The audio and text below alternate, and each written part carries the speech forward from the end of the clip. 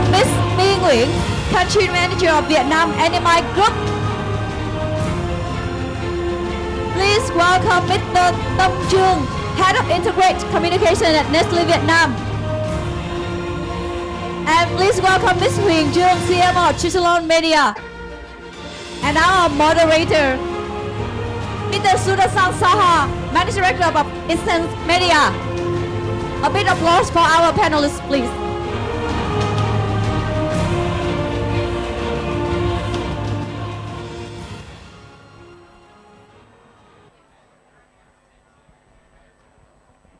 Check. The noise outside is more than the noise inside. Shall we start? Yeah, okay. So, can you close the door? Yeah. For the party. Okay. So guys, thank you for joining. We have 30 minutes. And in that 30 minutes, we'll not talk about AI. We will talk about something very fundamental, which is brand and commerce, and the importance of long-term brand building versus lower funnel driving, sales driving, ROI-driven marketing activation and investments. How do we balance it? What are the case studies in Vietnam which helps us understand the implications of brand and commerce better? And that's I think the only session we have today, full day, which is not about AI. So I'm very happy to be part of it. So before we begin, a quick round of introduction. Maybe we'll start from you. Hello, everybody. First of all, thank you for having me today. My name is 𝐏𝐚𝐬𝐬𝐭𝐬. I have been working in marketing field for more than 10 years, 5 years in agency side and 5 years at client side. So now I'm a senior marketing manager of 𝐏𝐚𝐧𝐞𝐥𝐢𝐬𝐭𝐬, take care of user growth, digital performance, and also manage the brand portfolio of parent brand 𝐏𝐚𝐧𝐞𝐥𝐢𝐬𝐭𝐬 and other brand for new vertical like Nhà Tốt for property and Việc Làm Tốt for blue collar job. Thank you. Hi everyone, my name is Me and I'm working at AnyMind Group and I'm leading Vietnam market. So AnyMind, we are a tech-driven company and we position ourselves as end-to-end e-commerce B2C solution. Nice to having myself here with all of the panelists and the moderators stood here. Hopefully that we can bring some valuable insight to everyone. Thank you. Hello everyone, my name is 𝐿𝐚𝐬𝐬𝐭𝐬 Huyền and currently I work in CFOs Media, one of the media platform for elevator advertising in Vietnam. And I also have more than 10 years working in marketing field and in which I spent almost 8 years in LG Electronics before I joined in CFOs Media. And right now in CFOs Media, we occupy about 82% of the market share. And we also one of the leading media platform in Vietnam now for elevator advertising. So very happy to be here. For me, the first time in the panelists. So I hope that I can say something value to all of you. And at the same time, I will learn from others as well. Nice to see you. Welcome, Tam. Hello, my name is Tam. I'm working at Nestle. I manage content, media, data, CRM, and a bit of e-com and SOCOM. I have been in the industry more than 10 years. A few years with Unilever, a few years with, mostly FMCG. A few years with pharmaceutical, 2 years with venture capital. So that's pretty much some of my history, professionally. Happy to be here today. Happy to share from the at least manufacturer and advertiser perspective when it comes to these very practical topics of ROI, long-term, short-term, brand building. Should we focus on, e-com conversion, or should we still insist in, building brands, equity. Yeah, that is a very interesting topics, and I don't think we can fully cover from all the aspects today. But yeah, let's try the best. Yeah, hi, I'm Sud. I work with Mediacom Group M, and this panel, when you're new, but I think this panel is quite interesting to take on this topic of brand versus commerce and long term versus short term, is because we have someone who who has won a scholarship with CANS. We have someone who runs a business of influencer marketing. We have someone who has done a lot of B2C marketing with consumer durable. We have someone who has done extensive FMCG work, and I have been an ex-banker and some music industry experience, and then advertising. So during our pre-catch-ups, I learned a lot from all of you already. So hope to bring some of it to the panel, to the audience here. So there's a quote by perhaps by Buddha, which says, "Nothing exists as it appears," and the same thing is so true about attribution, and that's why my first question is to Tham, is that how do you define the long-term economic value of brand building, especially in today's day and age when budgets are under crunch and often marketers are tempted to invest on activations which have immediate returns? So this is not my personal point of view. This is pretty much tested and confirmed within Nestle that the foundational, the brand building ROI is always higher than the short-term kind of sales conversion. So within what we do, we always put a higher ratio in long-term brand building. So that is the way to go. That is not a personal point of view. It's already researched. It's already concluded. So that is one. And yeah, that's the priority in terms of brand building over the long term. And if I may add there, Huen, you had an interesting point about how does brand decide or work on price premiumization and the implications of brand building on that. So would you like to share with the audience that point? It's on. Yeah. Oh.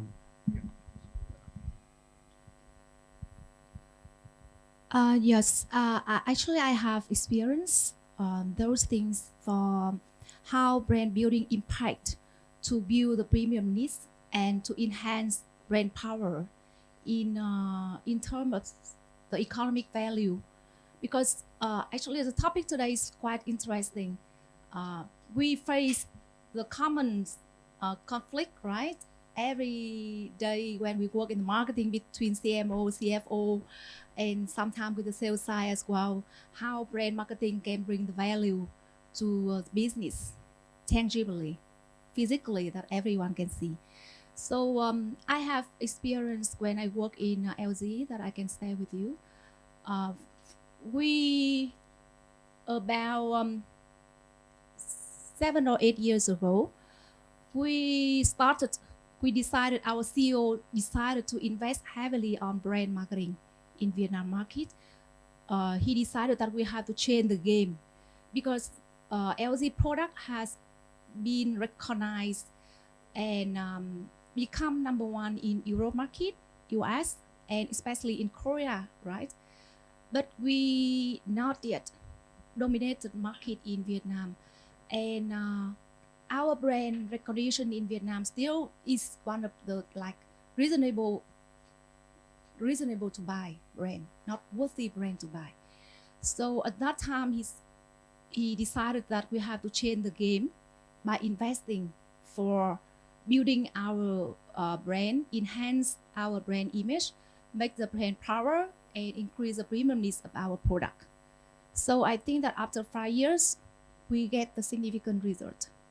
So are you saying that brand power, is there a threshold one should look to achieve in order to then introduce more premium variant SKUs and stuff like that? Yeah, sure. I think it cannot separate it because when we enhance our brand power, and at the same time we can enhance our brand positioning in the market.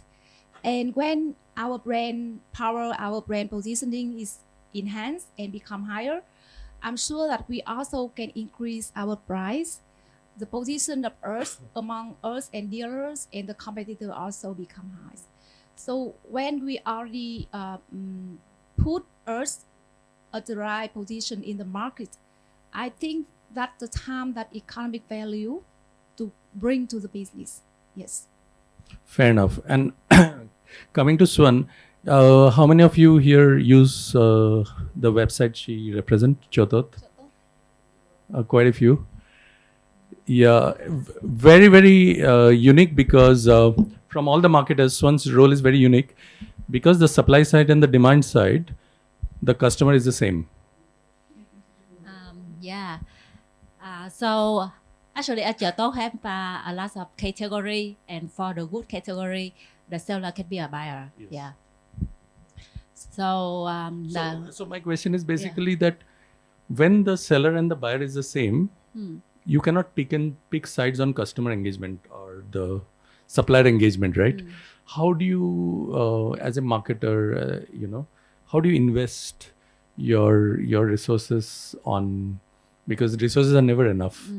So how do you balance resources when in this kind of a scenario for superior customer engagement to drive value of the brand? Because in your case, the portal is the brand, right? Yeah. Not the product which is bought is the brand. So very different from LG or Nestle. So share some inputs. Okay. Supply is very important when we start with the marketplace. So we start by the supply thing. So at 𝐏𝐚𝐧𝐞𝐥𝐢𝐬𝐭𝐬 for second-hand item, people they choose second-hand because they want to have good deal. The good deal at the second-hand is because we don't use, we want to declutter these things. So usually people will buy with, they will sell with cheaper price. So that's why at 𝐏𝐚𝐧𝐞𝐥𝐢𝐬𝐭𝐬 we always focus on attracting new private seller. People like us, we are not professional seller. Like people like us have a lot of things to sell. So you're investing behind building a wider supply base. Yeah, it's one our key focus of the company. Yeah, to do that, it will be it need a lot of resource from the branding to educate people, because we use brand to educate. We need to use brand to continue to remind user that they can use 𝐏𝐚𝐧𝐞𝐥𝐢𝐬𝐭𝐬 to achieve this kind of job to be done. For example, they want to declutter things in their house, they can use 𝐏𝐚𝐧𝐞𝐥𝐢𝐬𝐭𝐬. They want to make money from unused things at 𝐏𝐚𝐧𝐞𝐥𝐢𝐬𝐭𝐬. At home, they can use 𝐏𝐚𝐧𝐞𝐥𝐢𝐬𝐭𝐬. So we use brand for education. And at the same time, we also invest a lot on technology to bring the seamless customer experience, the user experience, to make they feel and they really experience the buying and selling secondhand easily on our platform. How do you do the measurement of investment versus returns? Okay. For the ROI of brand investment, actually at 𝐏𝐚𝐧𝐞𝐥𝐢𝐬𝐭𝐬 we don't have any exact number about the ROI percentage. But like, how do you report to your CFO? Yeah, Like, it's always start with the way we plan for the brand investment is always start with the business goal. The keyword is working backward. No, that we know, but something more. Yeah, okay. Actually, we have earning before tax and all. No. I'm not asking numbers. So basically, when you have $100, how do you decide whether you'll invest it in, in order to build 𝐏𝐚𝐧𝐞𝐥𝐢𝐬𝐭𝐬? Will you invest it in building a wider supply base so that consumers have more choice? Okay. Or will you, incentivize or, drive traffic on the demand side, and then, so how do you balance the investments? That's my question. Okay. It's based on our liquidity metric, because 𝐏𝐚𝐧𝐞𝐥𝐢𝐬𝐭𝐬 is a marketplace. We need to have the balance of the demand and the supply. When we always measure and monitor the liquidity metric for each category and deep dive into the brand model of each category.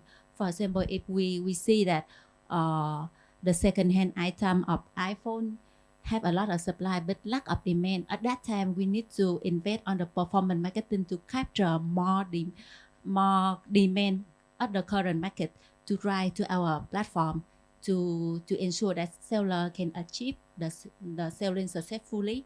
Yeah, and if we see that there are a lot of things that when buyer they come to the store they cannot find. Okay, at this time we need to focus on looking for demand. We're looking for the supply. For example, we need to onboard some outlet store that had a good supply on second-hand items. But in terms of priority, which one you can The budget allocation. Yeah, that's it. The budget allocation. It really depend.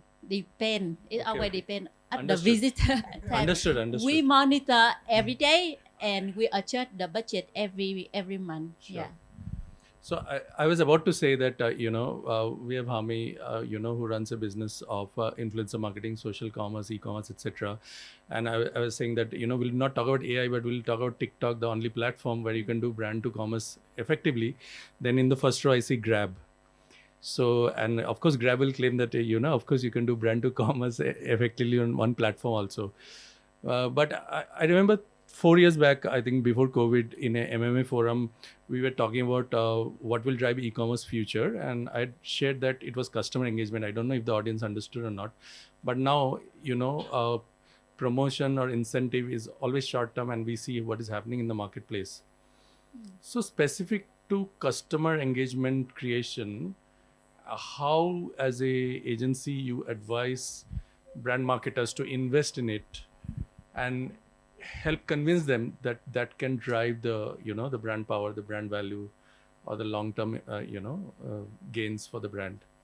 Very interesting question. So I am kind of the last person in the first question round. So I learned each panelist have opinion in certain point that come to the discussion of brand and then commerce.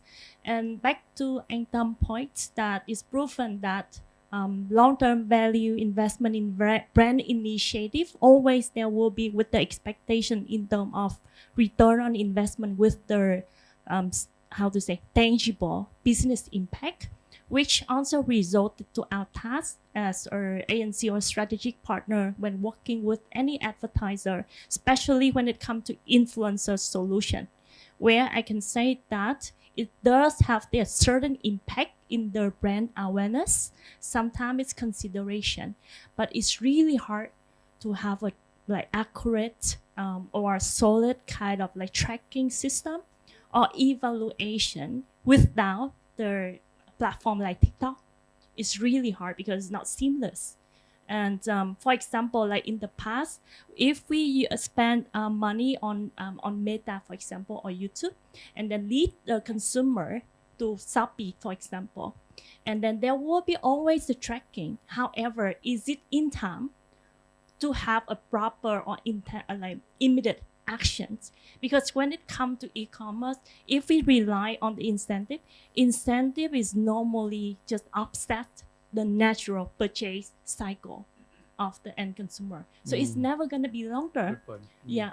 So for influencer solution, if you may ask that, what we're going to suggest to the brands, the advertiser, to have the certain expectation on return on investment. It depends on how we create the evaluation metrics. Very true. And it's not our role as influencer solution. That's why we're working with each other as media, ANC, and influencer. Yeah, absolutely. Because we cannot do everything. And for influencer, if you only Thank God for that. Okay. Yes. Yeah. Keep your enemy close. Okay. So I was saying that, so with you, we only rely on organic impact of the influencer. It's not worth the investment of advertiser when choosing that influencer for long-term investment. So we need to use the engaged data that advertisers spend money on media to retarget, to maximize the reach, maximize the conversion or the impact. So yeah, so it's we need to define what is the objective of using influencer, whether it's e-commerce driven or consideration or even brand perception in terms of sentiment mentioned. So let me flip it. I mean, from a consumer point of view, thank you, Hami, is that basically there will be certain purchases which are happening where the consumer is purchasing the category. And in that case, for your brand to stand out, either it should be the details or discoverability of, or the reason to buy is there within the site or outside the site. And there are certain categories in which, like, let's say, I hate to take example, but let's say, for fashion, I mean, certain brand building and commerce may happen together, but that's not true across. And in many cases, when the consumer is in that mindset for the category purchase, if the brand is not built, the amount of persuasion investment needed or the promotion needed in order to convert that sale may not be ROI, justifiable as compared to, you buy the sell, correct. As compared to somewhere the brand where the brand is established, that's why it can command a premium, and then the consumer is in that category purchase mode, and then the flip happens because of other reasons, stuff like that. So because we are talking about ROI, my next question to Tam, what are the key ROIs you measure as a FMCG, which can be input to the audience here? Yeah. Oh, yeah. Right. Okay. I think we should measure ROI across whatever that we do. At Nestle, we have ROI, as the lower funnel. We do SOCOM, we do e-com. There will always be this ROAS tracking in a way that it tells the investment, from advertisement, and then the sales outcomes. What it should be as the certain healthy level. So that's very basics at the conversion level. And then overall as the top funnel, so brand buildings and all, we have this constant, always on MMM, which we call internalized MROI. It is internalized in a ways that we're not leveraging any external solution or capabilities. Everything is built in internal. And so MMM plays a strong role in ascertaining investments. Actually plays the primary role to tell, to inform how we make decision on channel selection. So you don't ask your agency where to invest because your MMM tells you that answer. Yes, but there's only yes and no. There's only half of the picture, right? Because earlier we're talking about long-term brand building, short-term conversion. ROI is what? It's only short-term. True. ROI cannot be measured for the brand impact. You cannot quantify and then calculate an ROI out of it. So saying that, I mean, it's only half of the picture. And for ROI is important. Actually, we cannot go away from the short term. We still have to invest to get the sales there and then immediate this month, next month, end of the year. But still. But is there a way to connect the brand power to ROI kind of thing? So let's say your CFO asks that, okay, ROI short term clear, brand power driving for upper funnel clear. But how does the brand power translate to sales? How do you correlate? And that is it through the in-house MMM, or is there a measure? Like how much more I can invest on brand power, or is this brand power sufficient to drive the short-term ROI goals? So short-term, we have immediate answer from MROI, MMM. For long-term, of course, we always do that correlation, right? But there will never be this immediate correlation or obvious one, because like campaigns, we know, brand builder, you put money on TVC, on digital, you don't expect overnight sales just, go up. That is not practical, not in reality. It takes time. And yeah. Suppose all things equal, do you see the short-term ROI of a higher brand power brand doing better when it comes to your portfolio of large products? We need both, and we need a good balance. Depends upon specific brand situation, and yeah, I cannot tell you, very specific. Yes, no. So the most difficult question. That's why we all need it here, right? So that's why the most difficult question is not for Thumb. It is for Gwen. So how do you measure ROI for out of home?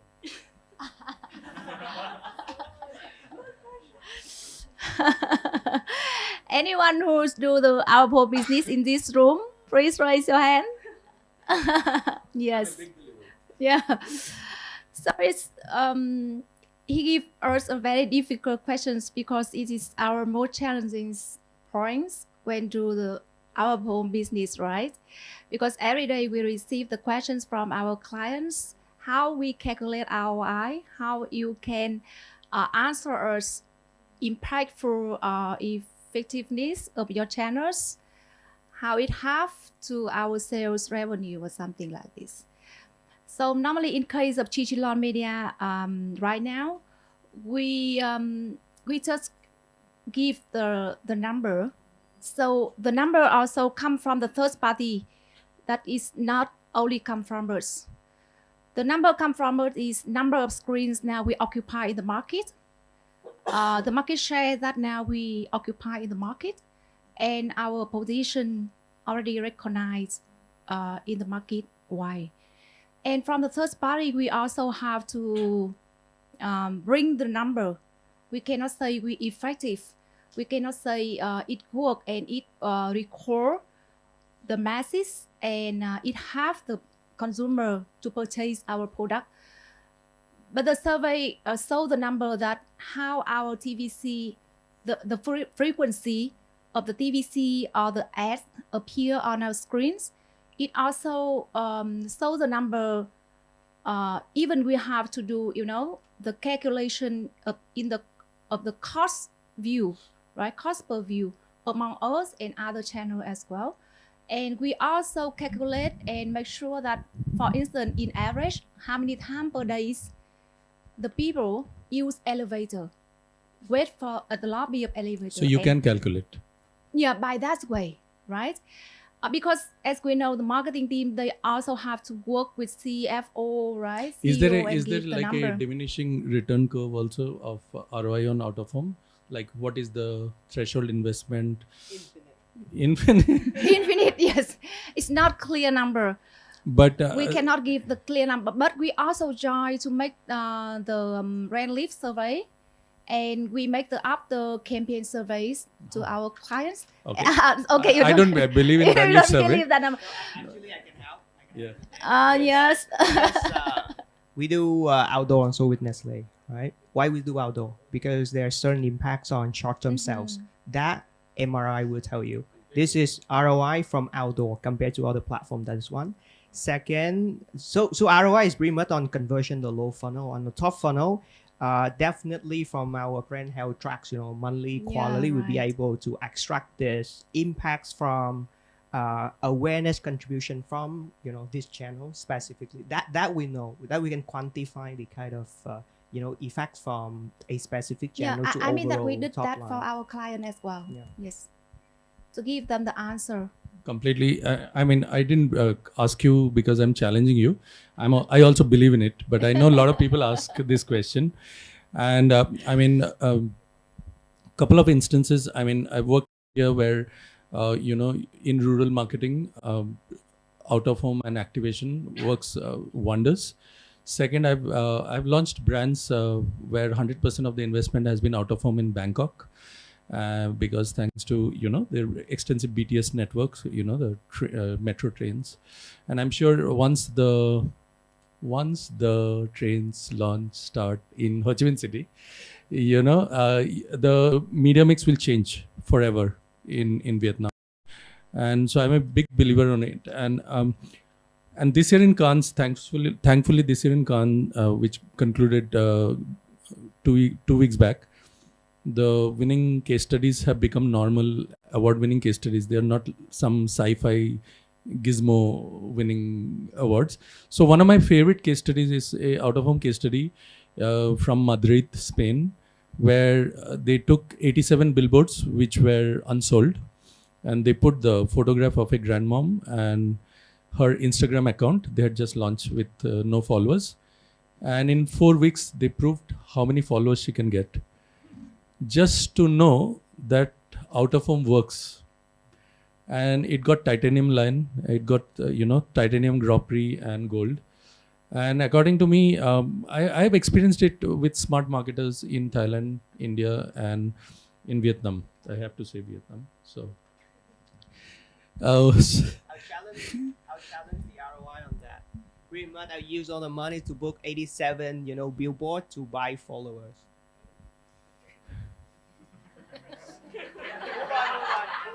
okay, so maybe because Nestle is our client, but maybe with Chisilon and one marketer here who wants to volunteer, we can do a Vietnam specific case study to prove out-of-home works and delivers ROI. Yes. And just quickly moving on, when it comes to ROI is a metric. For Chotot, you sit on a space where you have access to all metrics. Yeah. What is the most important metric you measure or you track? Okay, we have a different layer of metric. Brand initiative at Chotot can be vary from app home, TVC, online news, social campaign, online video or something. So each kind of initiative, usually we have the set of metrics to measure the performance of each initiative. And Specifics? Yeah, for example, online video can be viewed, completed video rate, something like So this. are you saying completed views on video have a strong correlation to your business? Not yet. It's just a beginning. This is the input metric of Fair our output metric for branding. So for branding, we usually measure some key metric to ensure that we have the healthy brand. For example, the brand health tracker, brand top of mind, brand awareness. We have it based on the brand health tracker survey. As long as we want to check some brand attribution to make sure that our brand positioning in the target audience mind. The second metric in brand we also keep in mind is the brand search on brand keyword search, because a lot of traffic from people they go to Chotot based on organic search. At Chotot, every month more than 10 million users go to Chotot. When we ingest, and less than 25% of them are driven by bad marketing. The rest are driven by direct. People they know, they remember Chotot, they come directly to Chotot, and the other part that they come to Chotot by search Chotot on Google and they click on this. So that's why the brand search volume of Chotot on Google is very important. It's kind of the guarantee that Chotot can get the user, the bigger user base. When people they search on Chotot with the keyword have the brand inside, usually have the better CTR, 7 times better than the non-brand keyword search. So with so much data that you sit on, do you have a data analytics like in-house kind of thing, or you use an agency there? On of it we do in-house. Yeah, it's an advantage of Chotot. But the brand team is the brand in-house team, so we have the access to all the data. And because Chotot is a digital platform, so every action can be tracked. So when everything is in-house, how do you know that you are doing the best? How do you know that you are not missing out? The business result will tell everything. Could have been better.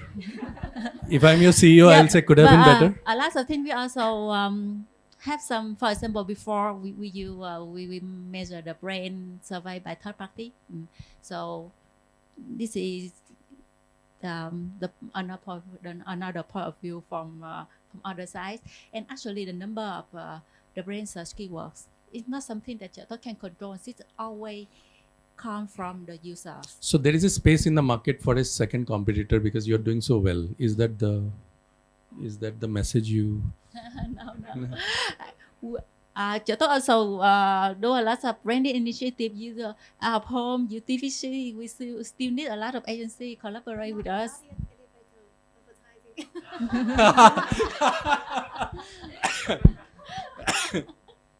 Okay.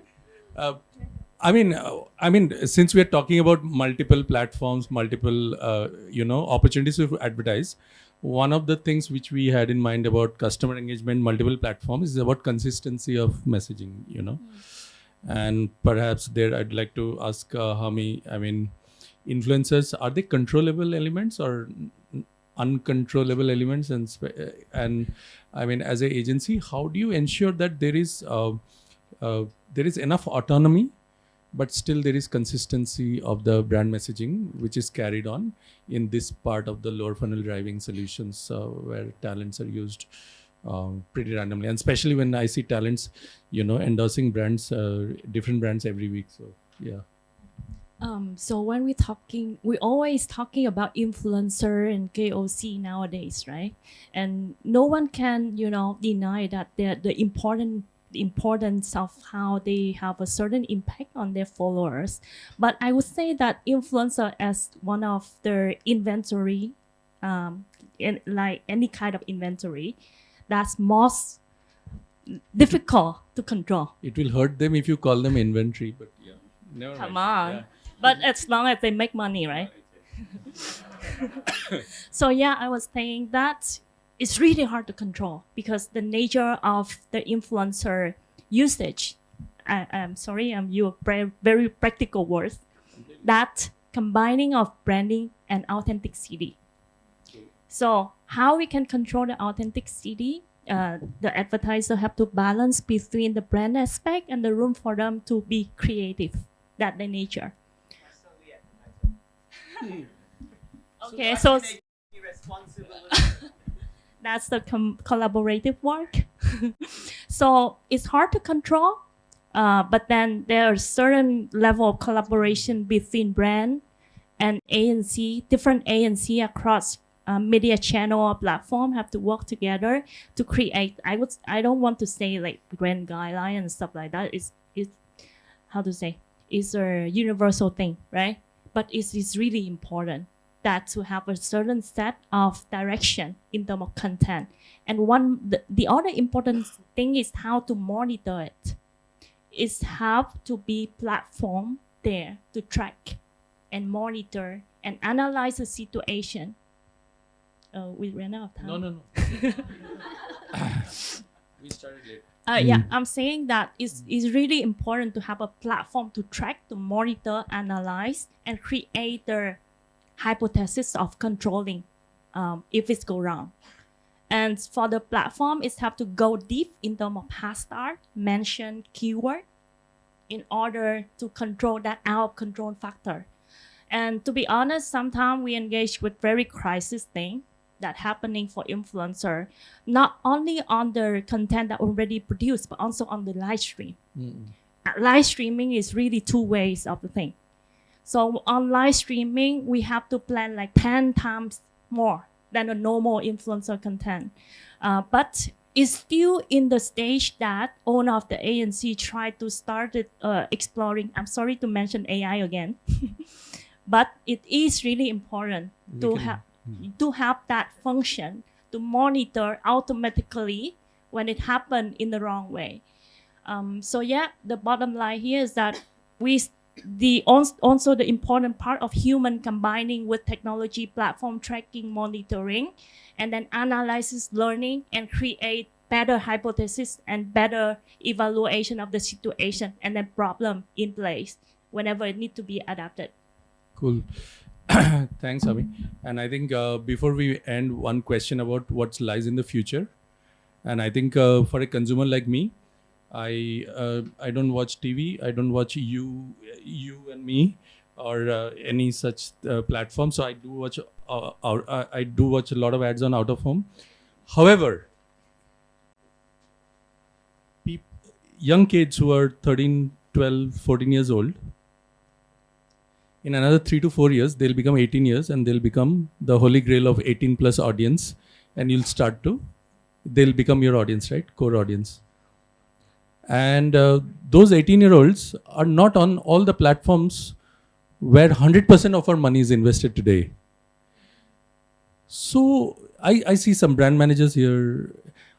Suddenly overnight you'll become smart in using those platforms 4 years from now if we don't start here, if we don't start now. And when I was catching up with Tam, he was talking about his son.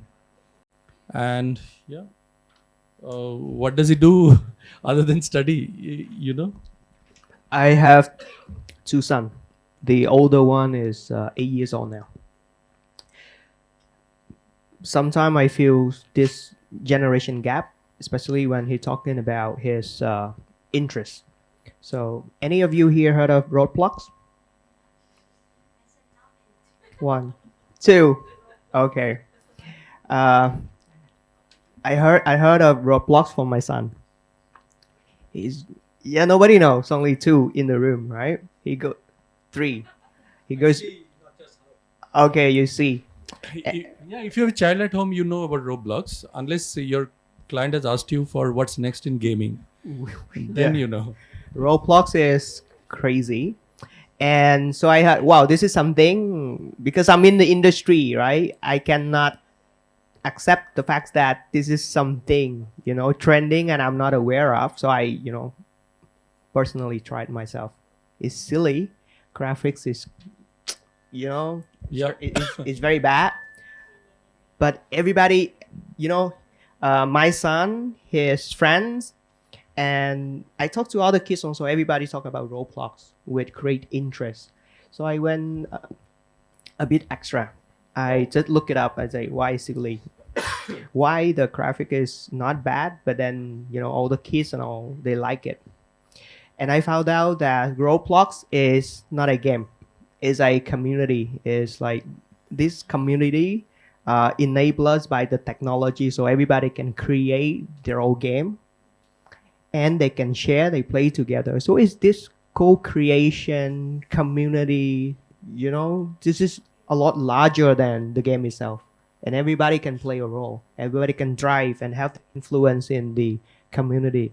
I was like, really? What I'm doing, and only got to know from my son is and assume all 3 of you are young like me, so we don't have children, so we don't know about Roblox. But why, future of brand commerce, as I was sharing earlier, 5 years back on the same MMA stage, I was talking about customer experience and how it is important for driving brand commerce. And today I'm talking about the future. The 18-year-olds 4 years from now will be on platforms which have no investment from any of the marketers here. So some of the brands I work for have invested in, creating some things on Roblox. Happy to talk about it. So if you're talking about Brandnomics 2028, 𝐏𝐚𝐬𝐬𝐿, then the whole sphere, the whole equation, whole platform, how we measure ROI, everything will go for a toss. All the metrics that we discussed today is of use for people old like him and all of you. But for the youngsters who are becoming 18-year-olds 4 years from now, is going to be a whole new different, a whole new different thing about creating a brand journey, brand experience, and driving commerce. So thank you for that. So you're saying you already working on Roblox solution. Then I am used as a segue for you to sell. No, I mean I'm supposed to. I thought it's a genuine question. Every time MMA puts me in the moderator, so I'm supposed to ask questions. Okay, so he has a solution. Thank you. Thank you very much, Sura-san, and thank you the panelists. Thank you Mr. Sung. Thank you Mr. NGUYEN. Thank you Mr. Tam Trương and Ms. Huỳnh Trương. So please come here to receive the token of thank you from MMA.